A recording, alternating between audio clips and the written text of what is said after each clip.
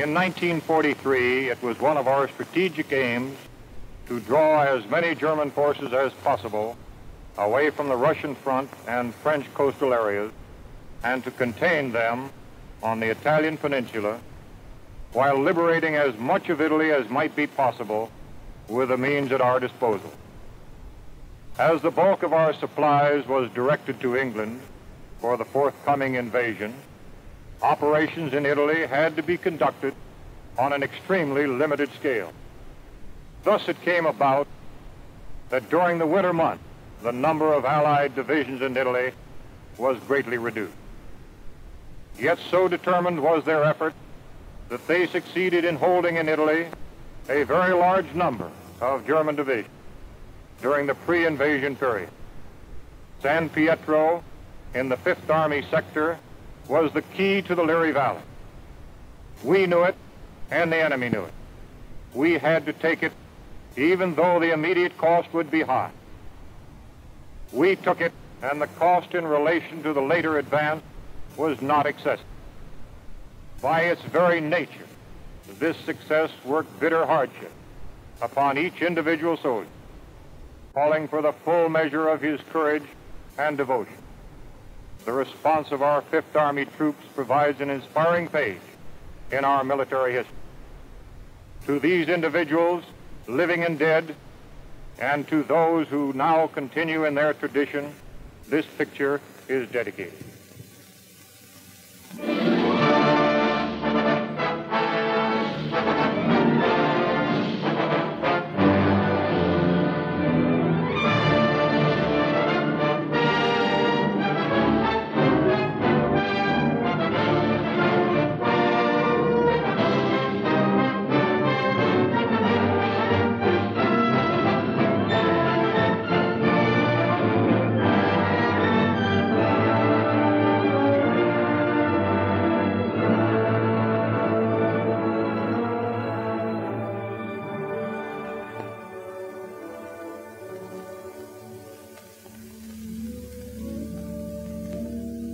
Liri Valley lies in the Italian Midland, some 60 miles northwest of Naples to some 40 miles southeast of Rome.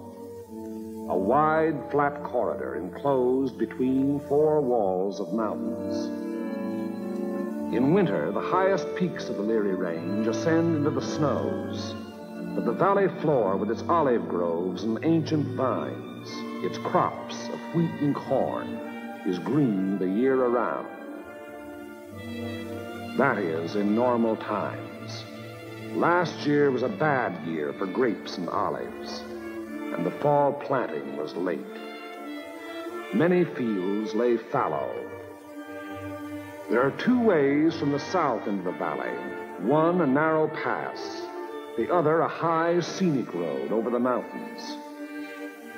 They converge before the site of the ancient village of San Pietro, which for 700 years has stood at the threshold of Liri Valley, welcoming the traveler. The stones of its walls were quarried out of the parent hill from whose slopes it rises. Population 1,412 at the last census. A farming community. Patron saint, Peter. Point of interest, St. Peter's, 1438. Note, interesting treatment of chancel.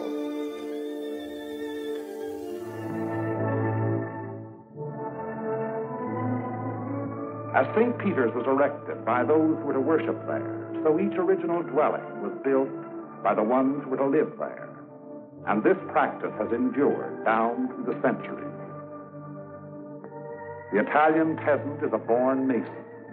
He cuts and lays and mortars in the stone with great skill and patience, building not for himself alone, but for future generations. From the end of October 1943 until the middle of December, San Pietro and the surrounding ground was the scene of some of the bitterest fighting on our 5th Army front. The Italian campaign had entered its second phase, to push forward again after a static period brought on by heavy seasonal rains. Our battle lines were haphazard as the terrain itself, with its flood-swollen rivers that twisted back and forth across our line of march so that each river seemed like 5. And where there was no river to cross, a mountain blocked our going, each peak ahead being a few meters higher than the last we had won, so that each new peak had to be fought for, the hard uphill way, with the enemy looking down our throats. They had had time to fortify and camouflage their positions. No amount of artillery fire or aerial bombardment could force them to withdraw. That was for the infantry to do, employing those weapons that can find and destroy life in narrow trenches, caves, and fighting holes. It was up to the man with the rifle, the man under fire from all weapons, the man whose way all our weapons, land, air, and sea, serve only to prepare.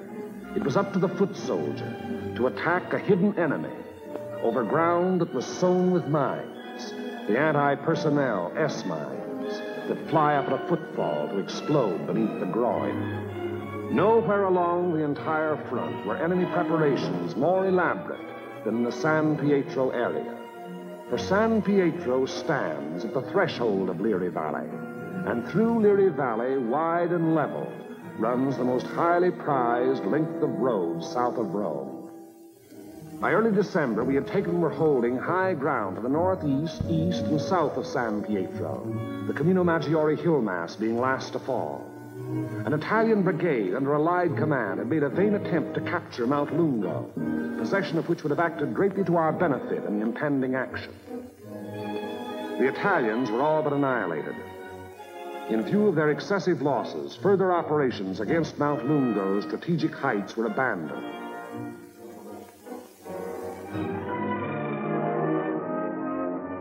To make a direct frontal assault on enemy positions in and around San Pietro. Elements of the 36th Texas Infantry Division were rotated from position to position, overlooking the valley, so the troops might study the terrain ahead from various viewpoints.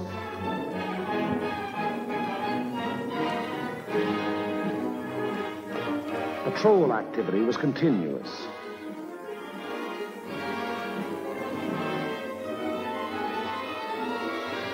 Day and night, units went out to reconnoiter the ground, draw fire, take prisoners, thus adding to the sum of our information about the enemy.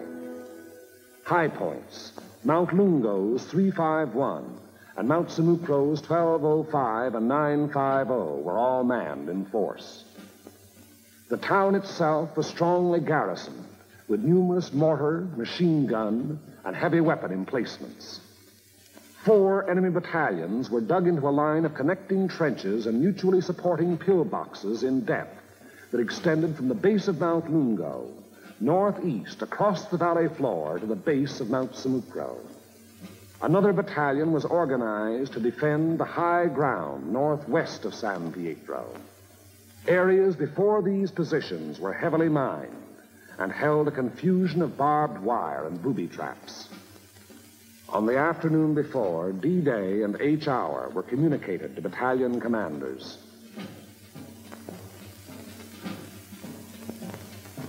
December 8th, at 0620 hours, the 1st Battalion of the 143rd Infantry Regiment to attack the summit of 1205, having moved up the mountain under cover of darkness, and upon achieving its objective to attack along the ridge to a point northwest of San Pietro.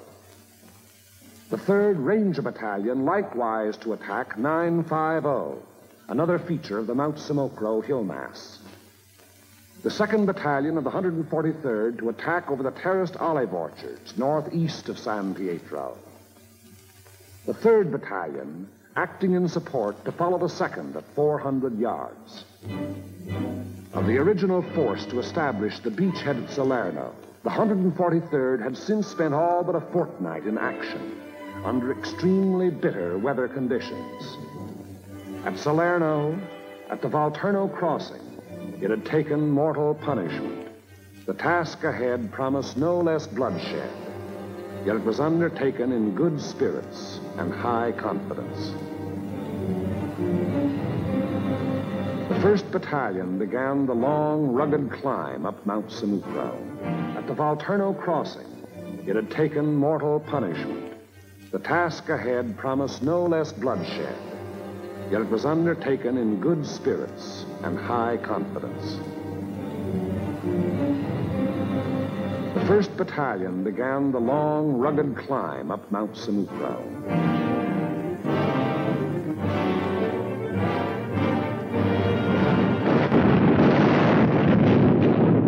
As night fell, our artillery opened up, and throughout the night hours, intense fire was laid down on the enemy's main line of resistance.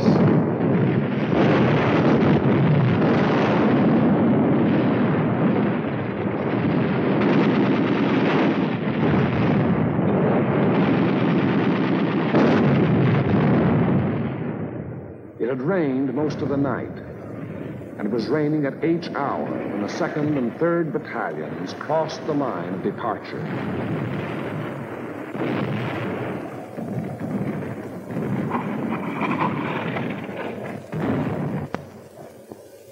Some 200 yards forward, they encountered mines and automatic fire from pillboxes.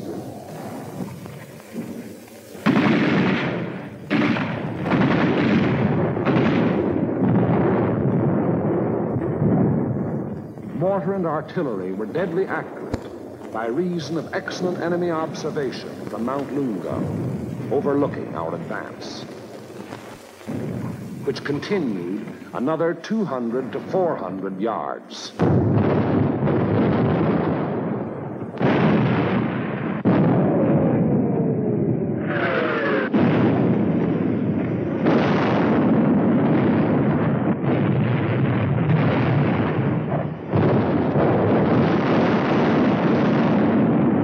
Many men gave their lives in attempts to reach pillboxes and throw hand grenades through the narrow gun openings. The 3rd Battalion was committed.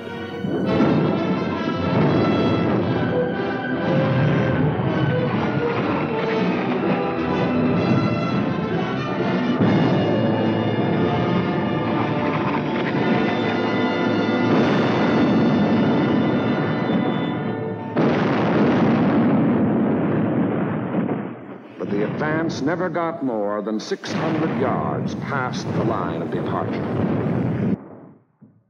Our initial assault on San Pietro had been repulsed with heavy casualties.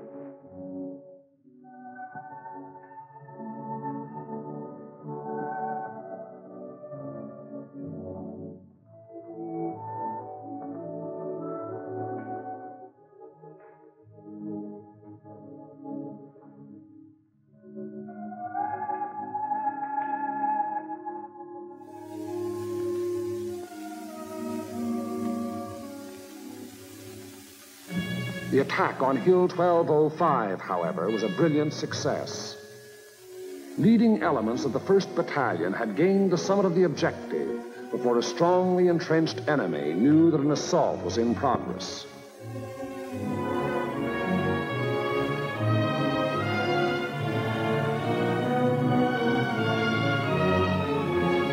To the right of 1205, the 3rd Ranger Battalion had also captured its objective, but only after successive attacks and costly casualties. For on 950, the enemy was not taken unaware. Counterattacks were to be expected on both 1205 and 950. They were not long developing.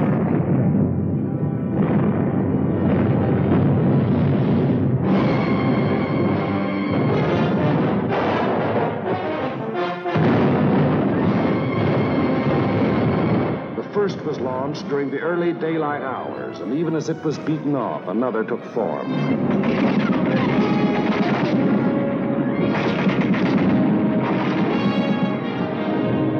Day and night they followed in unremitting violence.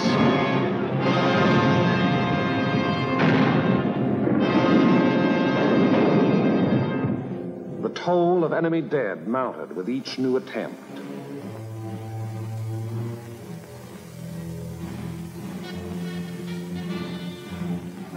But German prisoners captured on 1205 and 950 said they had been ordered to retake those positions at all cost.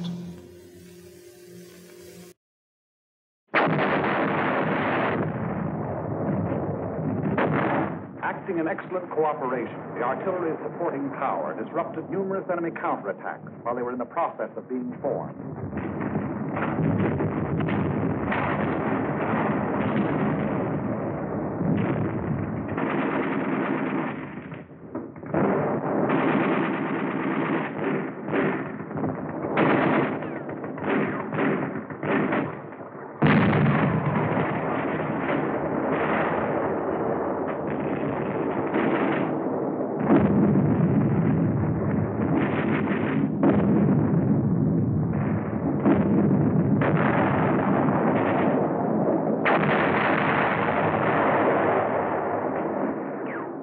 In addition to defending Hill 1205, the 1st Battalion, obedient to the field order, undertook the reduction of enemy defenses which were organized along the ridge running west.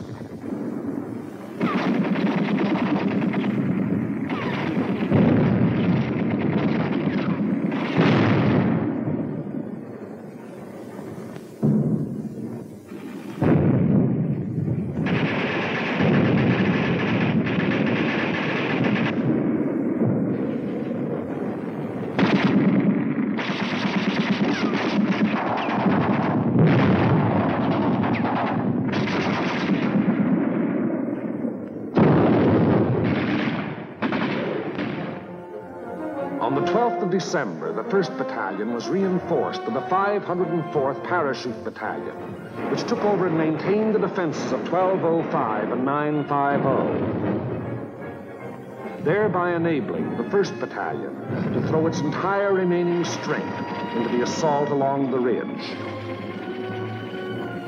But the 1st strength had dwindled and shrunk in the 5 days past, and there was now a question as to whether its existing numbers were sufficient to prevail. Reports during the night of the 14th of December stated that the enemy was offering bitter resistance and that the issue was in grave doubt. Meanwhile, on the olive terraces below, the 2nd and 3rd Battalions had twice again attempted to reach their objective. Both times they had come up against a wall of automatic weapon, mortar, and artillery fire. Volunteer patrols made desperate attempts to reach enemy positions and reduce strong points. Not a single member of any such patrol ever came back alive. Our attacking forces were furnished excellent aerial cover by Allied fighter patrols. But now and then, enemy planes were able to slip through and to bomb and strafe our positions, which to all purposes had remained unchanged since the first day. To break the deadlock, orders were given for a coordinated divisional attack. The 2nd and 3rd Battalions of the 143rd to proceed in the execution of the original orders. Acting in conjunction, Company A of the 753rd Tank Battalion to attack San Pietro from the east over the high road. 1 battalion of the 141st to attack over the flat valley floor. After nightfall on D-Day, the 142nd Infantry Regiment to attack Mount Lungo. The earlier decision not to attack those strategic heights having been reversed in view of the present critical situation. In preparation for the attack, all 5th Army artillery within range, including tanks and all tracks, was directed against San Pietro and the surrounding area.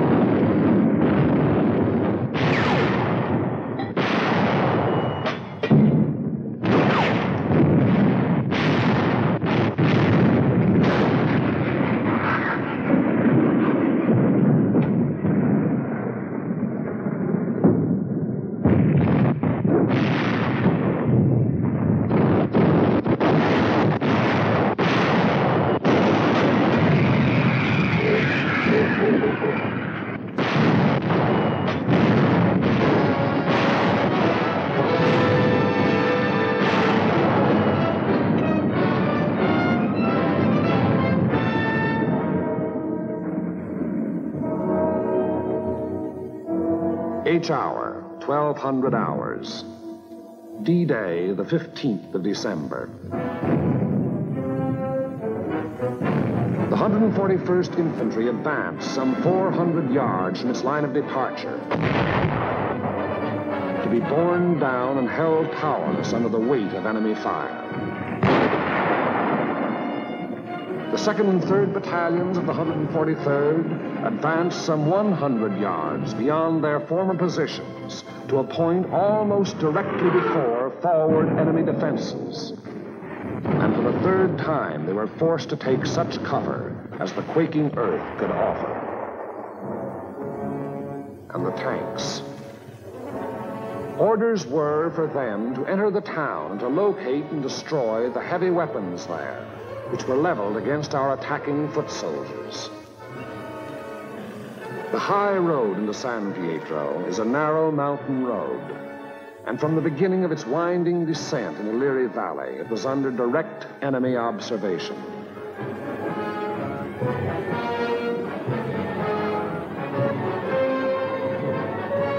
"16 tanks started down that road.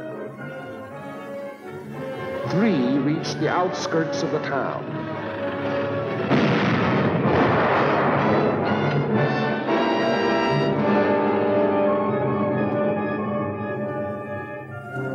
Of these, 2 were destroyed, and 1 was missing. 5 tanks were immobilized behind enemy lines, their crews having to abandon them. 5 tanks hit enemy mines within our lines, and were thereupon destroyed by enemy gunfire. 4 tanks returned to the bivouac area. After dark, 2 companies, 1 from the 2nd Battalion and 1 from the 3rd, finally succeeded in penetrating enemy positions before San Pietro. But receiving both frontal and flanking fire, they were forced to retire.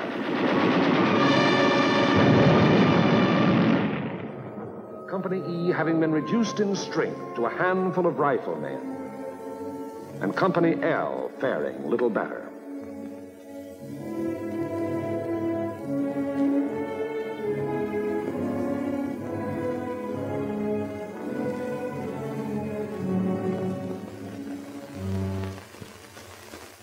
On the Mount Samoco Ridge, the 1st Battalion fought its way to within a few hundred yards of the objective.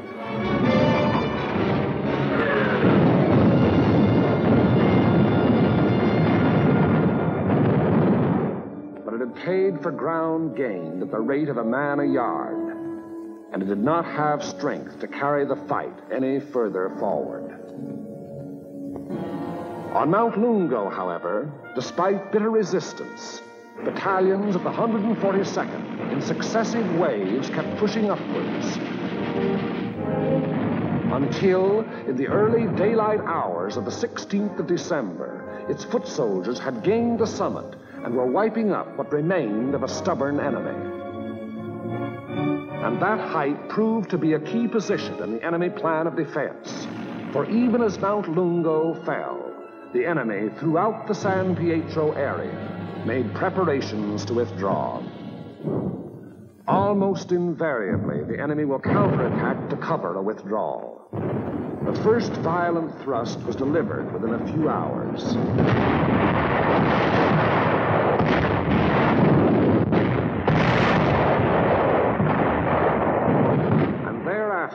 Counterattacks came in waves, the roar of the last mingling with the rush and fury of the next to break. Many companies lost all their officers. Enlisted men came forward as inspirational leaders to rally their battered companies into resisting yet one more onslaught.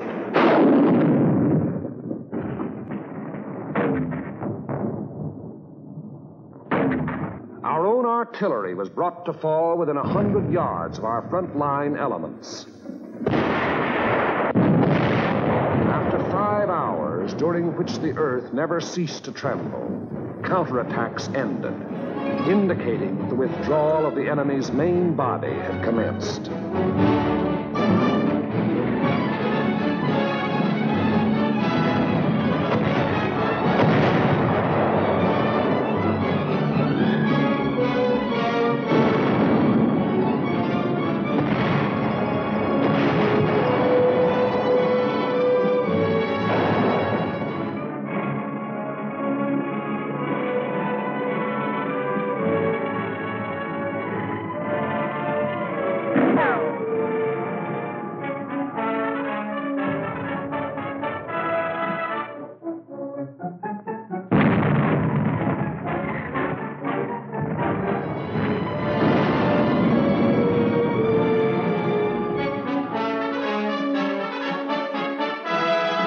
In an effort to maintain contact with the enemy, our patrols immediately pushed ahead.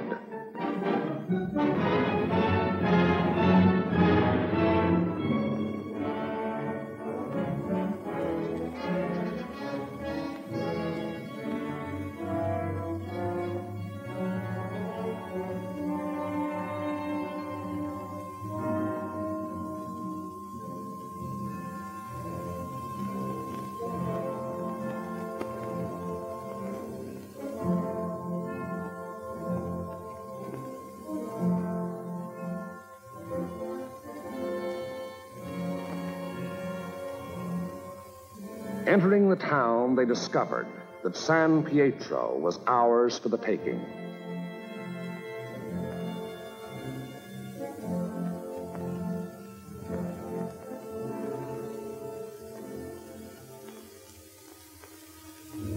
The 2nd and 3rd battalions, less than a rifle company in strength, weary to death who were alive, stumbled forward past San Pietro to consolidate gains and re-establish contact with the enemy, now taking up new positions some 5 kilometers beyond.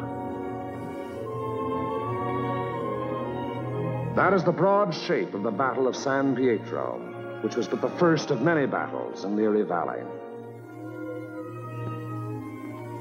It was a very costly battle. After the battle, the 143rd Infantry Regiment alone required 1,100 replacements.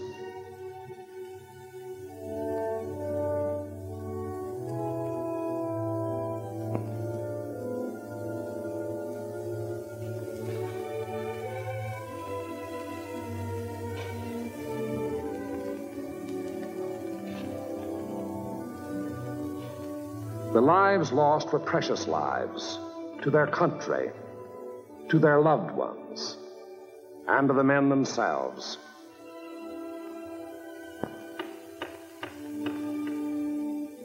For the living of the 143rd Infantry Regiment, more than 100 decorations for acts of valor above and beyond the call of duty. Many among these you see alive here have since joined the ranks of their brothers in arms who fell at San Pietro. For ahead lay San Vittore and the Rapido River and Cassino, and beyond Cassino more rivers and more mountains and more towns, more San Pietros, greater or lesser, 1,000 more. As the battle passed over and beyond San Pietro, westward, townspeople began to appear, coming out of their caves in the mountains where they had stayed in hiding during the enemy occupation. They were mostly old people and children.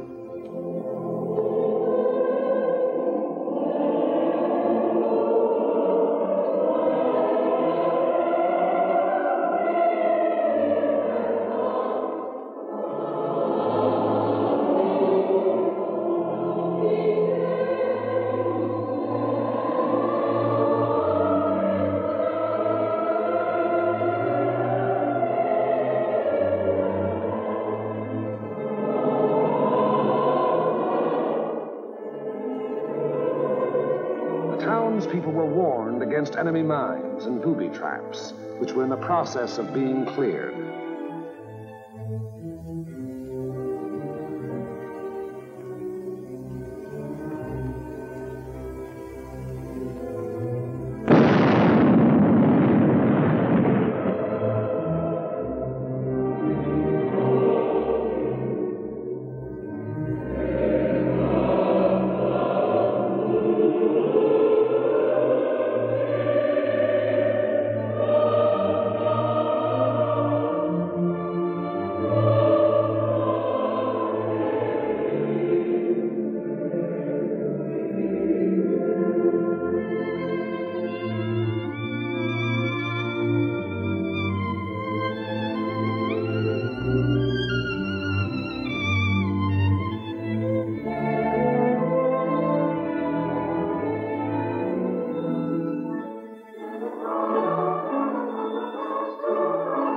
Children are able to forget quickly.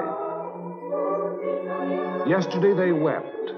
Today there are smiles and even laughter.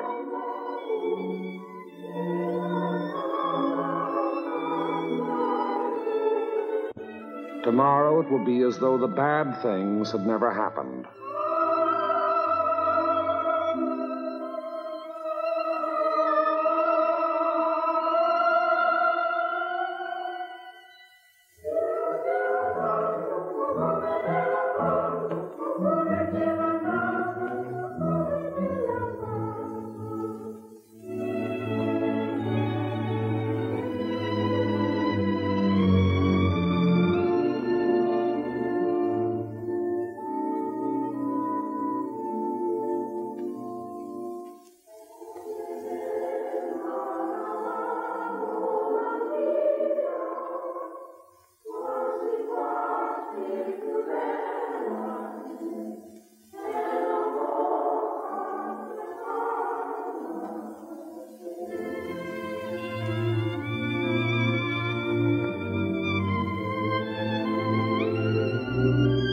Living was resumed in San Pietro.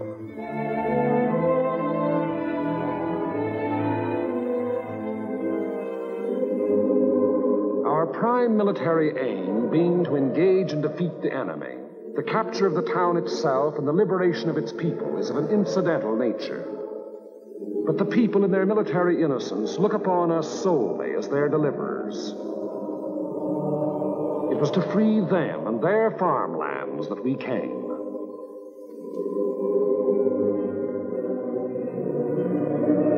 Behind our lines, southwest to the sea, the fields are green with growing crops planted after our coming by other people of other towns who believed likewise.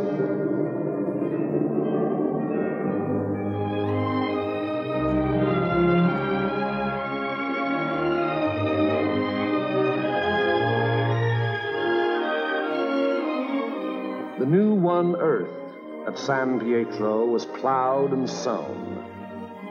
It should yield a good harvest this year.